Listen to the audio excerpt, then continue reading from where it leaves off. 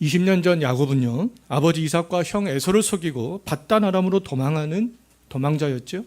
하나님은 77년 동안을 살면서 가장 외롭고 힘든 시간 속에 있었던 그 야곱을 베델에서 찾아가셨습니다. 야곱은 베델에서 할아버지 아브라함과 아버지 이삭이 만난 하나님을 만나게 되죠. 하나님은 야곱에게 아브라함과 이삭에게 약속했던 것처럼 가나안 땅을 주시겠다는 약속을 하셨고, 그 땅에서 후손들이 번성할 것도 약속하셨고, 모든 땅의 족속들이 야곱의 후손으로 말미암아 복을 받을 것도 약속하셨고, 야곱이 다시 반드시 이 땅, 약속의 땅으로 돌아올 것도 하나님께서는 베델에서 약속을 하셨습니다. 야곱은 베델에서 하나님의 약속을 받은 이후부터 밧단 아람에서 20년 동안 살아가는 동안 태어나서 형 에서와 함께 77년 동안 살았던 그 고향을 잊은 적이 한 번도 없었죠. 그 20년 동안에도 항상 그 고향을 생각하면서 살았습니다.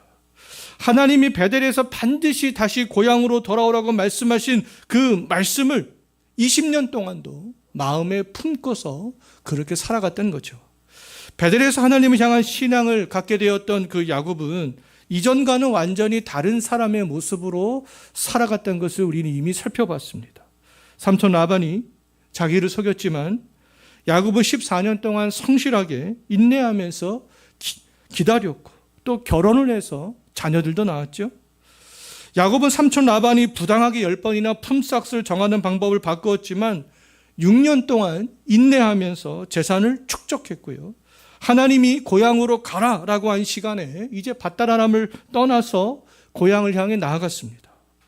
밧단 아람에서의 그 야곱의 인내와 성실함과 부당한 요구를 수용한 것 등은 모두 다 베델에서 하나님을 만난 결과였던 거죠.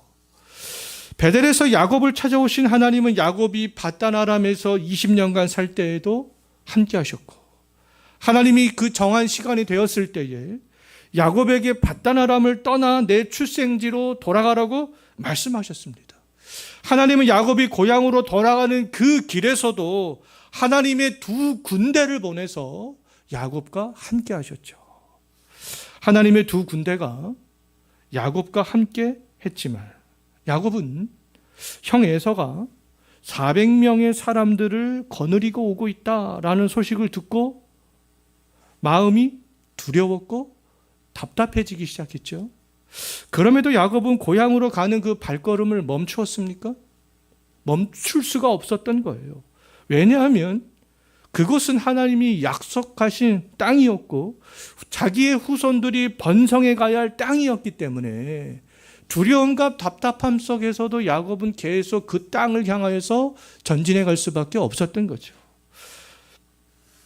자, 야곱은 두려움과 답답함에 감정이 몰려 들어왔지만 그 감정의 지배를 받지 않았습니다.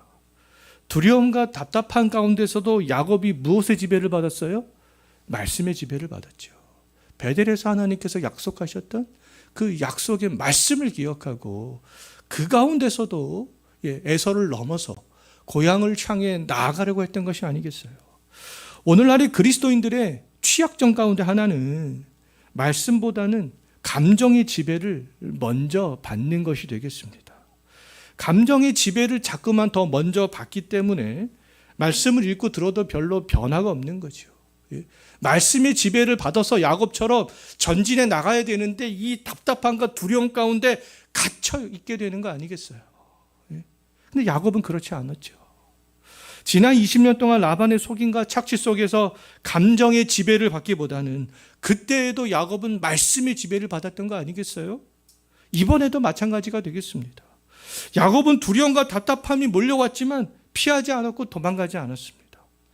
하나님께서 분명하게 너의 태어난 그 고향으로 돌아가라 말씀하셨기 때문에 그 말씀의 지배를 받았던 거죠. 야곱은 고향으로 가기 위해서는 반드시 누구와의 문제를 그러면 해결해야 됐습니까? 에서와의 문제를 해결해야 고향으로 갈 수 있는 거 아니겠어요? 두려움과 그 답답함 속에서도 그러면 에서를 피하는 것이 아니라 만나야 했던 거죠.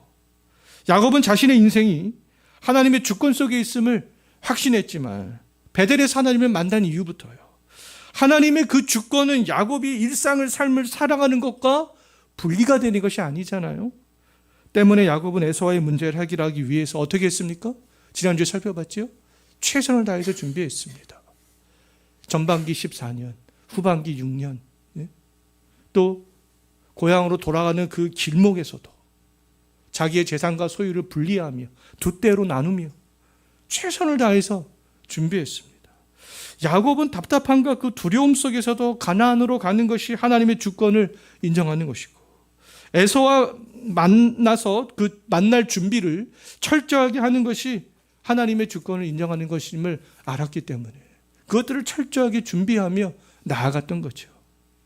야곱은 재산을 두 때로 나누고, 에서의 그 분노를 조금이라도 풀기 위해서 많은 선물들을 미리 보냈고, 형 에서의 공격을 대비하기 위해서 가족들을 분산을 시켰고, 재산도 분산을 시켰고, 또 에서와의 문제를 해결해 줄 수 있는 그 근본적인 분은 하나님이었기 때문에 하나님께 기도하지 않았겠어요.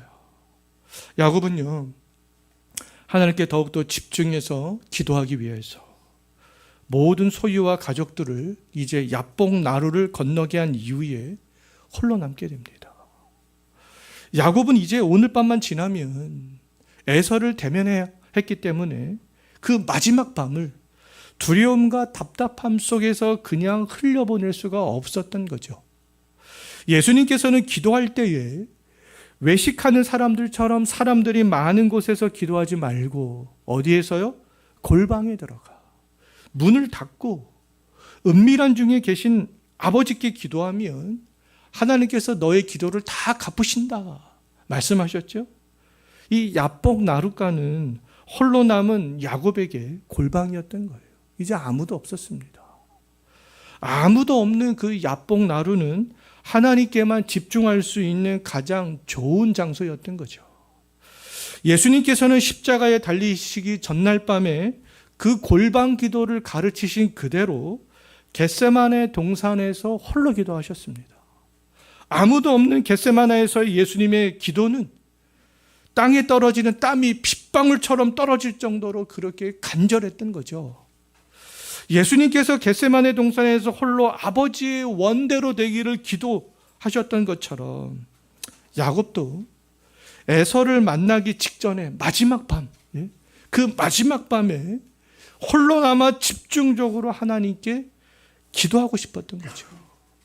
야곱은 의지할 때가 베델에서부터 지난 20년 동안 함께 했던 하나님 한 분밖에는 이제 남지 않았습니다. 그 하나님 한 분만을 야곱은 마지막 밤에 예수님처럼 바라보기를 원했던 거예요. 야곱이 야복나루에 홀로 있을 때, 근데 이 야곱이 기도하기도 전에 어떤 한 사람이 야곱을 찾아옵니다. 야곱을 찾아온 그 어떤 사람이 날이 새도록 밤새도록 야곱과 무엇을 했는지 32장 24절 한번 보십시오. 무엇을 했습니까? 씨름을 했죠. 야곱과 어떤 사람이 씨름을 했다고 그래서 우리나라식으로 서로 이렇게 삿발을 잡고 서로 서서 이렇게 씨름을 했다기보다는 올림픽 종목의 레슬링이 있잖아요. 레슬링 선수들처럼 밤새도록 서로 엎치락 뒤치락 잡고 땡기고 밀고 누르고 이런 뒤엉켜서 싸움을 한 것들을 생각하시면 더 좋겠습니다. 야곱은 자신과 밤새 그렇게 씨름한 사람을 30절을 보게 되면 누구라고 고백을 하고 있어요? 하나님으로 고백하고 있습니다. 하나님으로. 야곱이 씨름한 사람은 그러면 성부 하나님은 아니겠죠? 성부 하나님은 영이시기 때문에 볼 수 없는 거 아니겠습니까? 야곱과 씨름한 사람은 예전에 소돔을 멸망시키기 전에 아브라함을 찾아갔던 세 사람 중에 한 사람과 동일한 사람일 거예요. 마물의 상수리 나무가 있는 곳에 장막문에 앉아있던 아브라함을 찾아가신 하나님이 야복나루에 있던 그 야곱도 찾아오셨던 거죠. 이 하나님은 장차 인간의 모습으로 오실 예수 그리스도가 사람의 모습으로 오신 것이 아니겠어요. 야곱은 자기와 씨름한 하나님이 장차 오실 그리스도라는 것을 알지 못했겠지만 하나님을 만난 것을 확신했기 때문에 그곳의 이름을 뭐라고 불렀습니까? 분이엘이라고 불렀던 것이죠. 이것은 하나님의 얼굴이다. 내가 하나님과 대면했다. 그래서 브니엘로 그렇게 명명해서 불렀습니다. 자, 하나님과 야곱이 밤새 씨름한 것에 대해서 우리가 좀 몇 가지를 생각을 해볼 수가 있는데요. 첫째는 밤새 씨름을 했는데 하나님과 야곱은 승부를 내지 못했습니다. 승부를 내지 못해요. 하나님이 승부를 내지 못했다라는 것은 어떤 의미가 있겠습니까? 야곱과 하나님이 그 밤새 레슬링을 했는데 승부를 내지 못했습니다. 승부를 내지 못했다는 것은 야곱이 그만큼 간절하고도 끈질기게 매달렸다 라고 우리가 생각을 해볼 수가 있겠죠. 야곱은 이제 날이 새면 에서를 만나야 했기 때문에 간절하고도 끈질기게 아주 오랜 시간 동안 날이 새도록 그렇게 매달릴 수밖에 없었던 거죠. 예수님께서도 누가복음 18장을 보게 되면 불의한 재판관에게 끈질기게 매달린 과부의 그 이야기를 비유로 말씀하시면서 하나님이 택하신 자들이 밤낮으로 하나님께 부르짖으면 그 원한을 풀어주시겠다 약속하셨습니다. 야복나루에 홀로 남은 야곱은 그 에서와의 문제를 해결하기 위해서 밤새 하나님께 간절한 심정으로 매달렸던 거죠. 우리들은 어떤 큰 문제가 있어도 너무나 좀 고상하게 신앙생활을 하려고 하는 경향들이 없지 않아 있는데요. 우리 앞에 우리가 해결할 수 없는 어떤 큰 문제가 있을 때 야곱이 밤새도록 하나님께 매달렸듯이 하나님이 너무 매달려 누가복음 18장 예수님께서 말씀하신 비유의 말씀 아니겠어요? 하나님이 너무 매달려 귀찮아질 정도로 그렇게 매달리는 모습이 필요하지 않겠습니까? 그 하나님께서 그것도 원한도 풀어주시고 모든 응답을 해주시겠다 말씀하셨죠. 하나님이 귀찮아하실 정도로 끈질기게 매달리는 것이 불의한 재판장에게 매달린 과부에 대한 그 비유의 핵심이 되겠습니다. 우리의 힘으로 해결할 수 없는 그런 문제가 있을 때 우리가 해야 되는 일들은 하나님께 그런 매달리고 또 매달리는 것이죠. 승부가 나지 않을 정도로 끈질기게. 두 번째로 하나님은 야곱과의 씨름에서 승부가 나지 않자 너무 야곱이 끈질기게 매달리자 하나님께서 야곱의 허벅지 관절을 쳐버립니다. 그래서 더 이상 야곱이 싸움을 할 수 없게 만들죠. 그러므로 하나님은 이렇게 하신 것은 자신이 하나님이 야곱보다 강한 자라는 것을 다시 한번 야곱에게 가르쳐 주었던 거예요. 야곱이 끈질기게 매달렸지만 결국에는 하나님께서 야곱의 허벅다리 관절을 쳐버리신 것은 우리가 승부는 나지 않았지만 내가 너보다 강한 자다. 그것들을 야곱에게 가르쳐 주셨던 거죠. 우리들은 하나님이 우리보다 강한 자라는 것을 우리는 알지만 그냥 막연하게 지식적으로 아는 경우들이 상당히 많이 있습니다. 아, 하나님 나보다 강하신 분이지 이렇게요. 하나님은 야곱의 허벅지 관절을 치심으로 실제적으로 야곱이 하나님 앞에서 겸손해질 수 있게 만드신 거 아니겠어요? 아, 그렇구나. 진정으로 하나님은 나보다 강하신 분이구나. 야곱이 진정으로 그리고 끝까지 하나님만 의지할 수 있도록 그렇게 만드신 거죠. 야곱은 이제 허벅지 관절이 어긋남으로 더 이상 하나님과 씨름할 수 없게 되었지만 그럼에도 불구하고 끈질기게 강한 자 되시는 그 하나님을 자꾸 늘어집니다. 씨름은 할 수 없었지만 손으로라도 자꾸 늘어지는 거 아니겠어요? 그만큼 간절히 매달리는 거 아니겠습니까? 왜 자꾸 늘어졌습니까? 축복해달라고 자기를. 하나님께서 축복해 주실 때까지 야곱은 그렇게 매달렸던 거죠. 하나님은 우리보다 정말 강한 자 되시는 분입니다. 하나님은 우리의 모든 문제를 해결해 주실 수 있는 그 능력 있으신 분이 되는 거 아니겠어요? 하나님은 야곱의 허벅지 관절을 치심으로 야곱을 겸손하게 만들었듯이 하나님께서는 때때로 우리들을 겸손하게 낮추시는 방법을 사용하실 수 있습니다. 그 방법은 각 개인마다 다 다를 수 있겠죠. 겸손하게 하나님께서 우리를 낮추시는 이유는 그 크신 능력을 가지신 하나님만 우리가 바라보도록, 그 하나님으로부터 끝까지 해결함을 받도록 그렇게 하기 위해서다라는 거예요. 하나님은 우리들이 완전히 겸손해질 때까지 오직 우리들이 강하신 하나님의 그 능력만이 우리의 문제를 해결해 주실 수 있구나, 그 믿음을 가질 때까지, 우리의 힘이 다 빠질 때까지 그 축복을 미루신다라는 거죠. 아, 이건 진정으로 하나님이 하셨구나, 그런 고백이 나올 때까지. 자, 세 번째로 하나님은 야곱의 이름을 물어보면서 그 야곱의 이름을 이스라엘로 바꿔주십니다.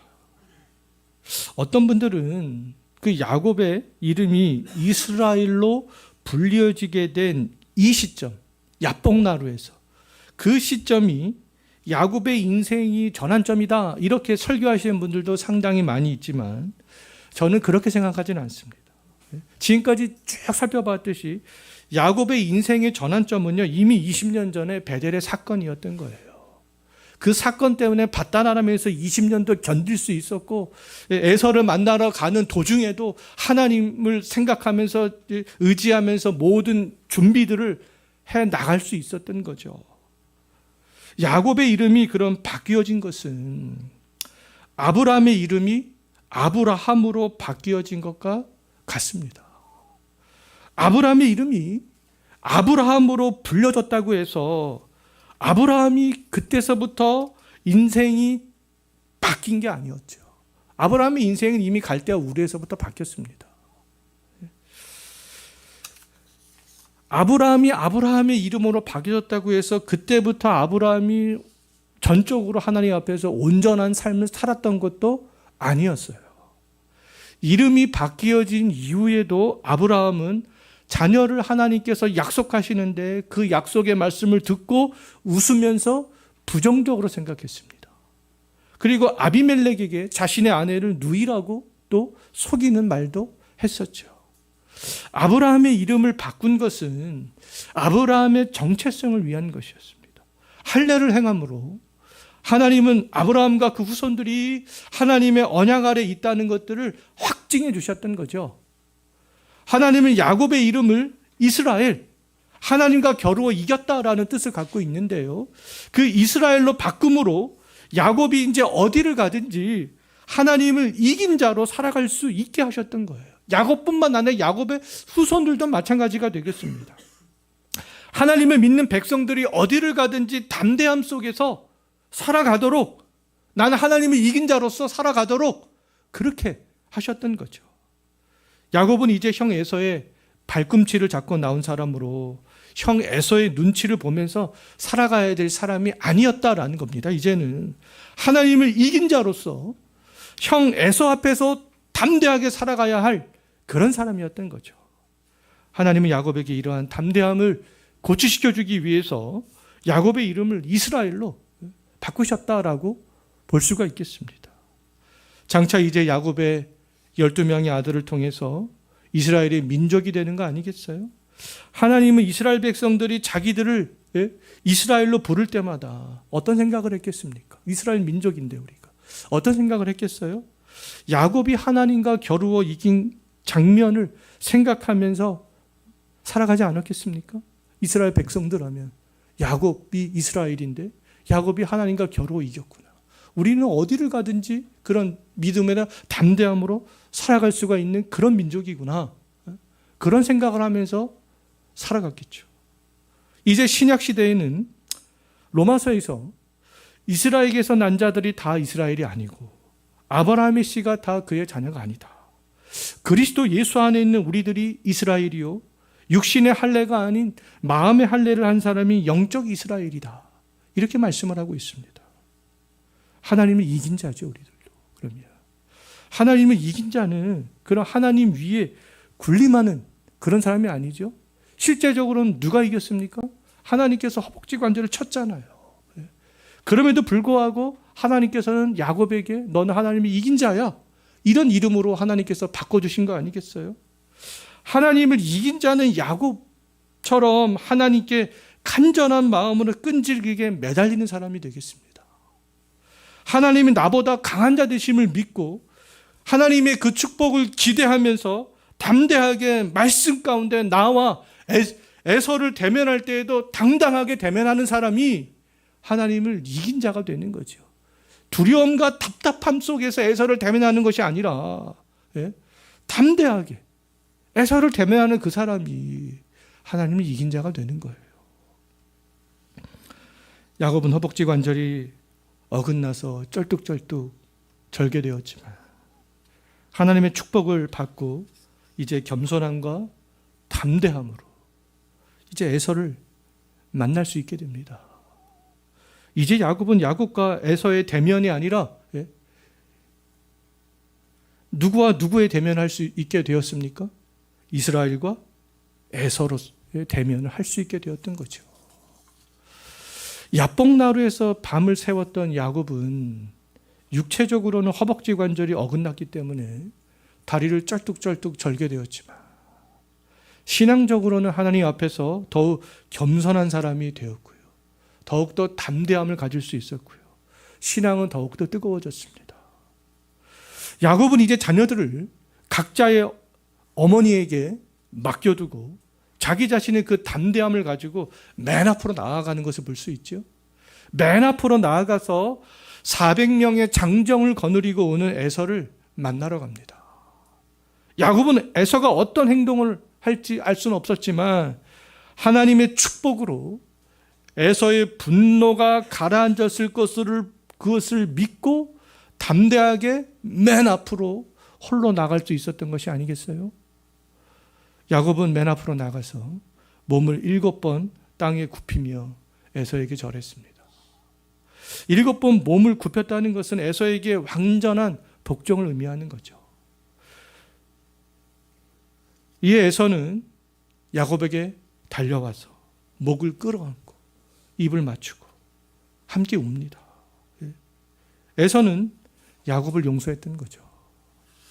에서는 원래부터 영적인 복에 관심이 없었던 사람이었잖아요.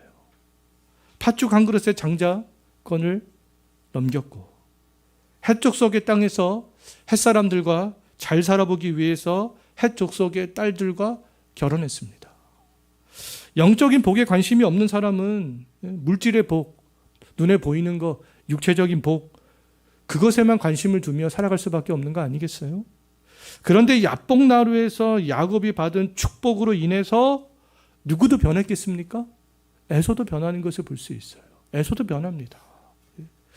야곱이 용서를 구하기 위해서 전날 밤에 에서에게 미리 보냈던 그 예물들은요, 결코 적은 양이 아니었습니다.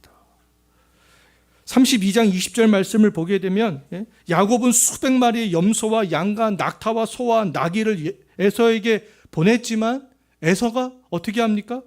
자기 것에 만족하면서 야곱이 보낸 수백 마리의 그런 짐승들을 사용하는 것을 볼 수 있어요. 에서는 야곱과 화해한 것만으로도 충분했던 거죠. 야곱이 계속해서 예물을 받을 것을 강권하자 에서는 마지못해 야곱이 보낸 예물을 받는 것을 볼 수 있습니다. 마지못해 받은 거예요. 야곱은 지난날 에서에게 잘못했던 것을 바단 아람에서 하나님이 주시는 물질의 복으로 갚았습니다. 그리고 에서는 화해의 표시로 포옹했을 뿐만 아니라 야곱의 예물을 받지 않으려고 했던 거죠. 이처럼 하나님의 역사는요, 서로가 서로에게 나타나게 되고요. 원수와도 같았던 관계가 이렇게 회복이 되어지는 것들을 볼 수가 있겠습니다. 속이는 자였던 야곱은 베델에서 하나님을 만난 이후에 이처럼 변했죠. 이스라엘로 변했습니다. 베델에서 야곱을 찾아가셨던 하나님은 야곱의 인생과 함께 하심으로 그 야곱을 신앙인으로 연단해 가셨던 거예요. 바단 아람에서의 20년, 야복나루에서의 하룻밤은 야곱의 믿음이 성장해가는 계기였고요. 하나님 앞에서 더욱더 겸손해지는 그러한 사건들이었던 거죠. 우리는 인생을 살면서 수많은 문제에 직면하게 됩니다.